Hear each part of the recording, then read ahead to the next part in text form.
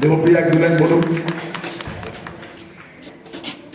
বলার কিছু নেই আজকের এরকম সুন্দর দিনে, এবং আমার বাড়ির একদম কাছে স্যারের অনুষ্ঠান, আর সাউন্ড অফ মিউজিকের একদম প্রথম অনুষ্ঠান থেকে আমি সঞ্চালনে থাকতাম।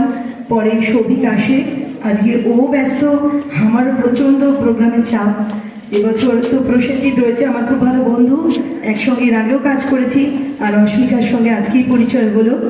তো খুব ভালো লাগছে এই অনুষ্ঠানে এসে, এবং যেহেতু আজকে প্রজাতন্ত্র দিবস, তাই দু লাইন আমি আমার কথাটা কবিতার ভাষাতেই বলবো, কারণ যেহেতু বাচিকি আমার প্রথম শুরু, পরে যদিও আবৃত্তি থেকে অ্যাঙ্কারিংটা প্রফেশন। কবি সোমেন্দ্র ভৌমিকের ভারতবর্ষ। এখানে তিনটে, ওখানে তিনটে, সেখানে তিনটে খেউ, এ তল্লাটে তারা ছাড়া আর মনীষী নেই কেউ। হারে রেড়ে রেড়ে চিৎকার শুনে সবাই পগার পারে, কেবল একটা হাবাগোবা ছেলে নাম ভুলে গেছে তার।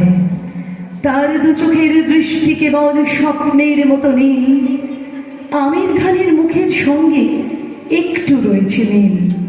সবাই ধরলো, মারলো, বলল বল জয় শিয়ারাম। ছেলেটা বলল রবীন্দ্রনাথ, নজরুল ইসলাম। আরো একদল বলল বলো তো আল্লাহু আকবার। ছেলেটা বলল দিও দিও আর অতীশ দীপঙ্কর। সবাই ধরলো, মারলো, বলল কোনখানে তোর ঘর।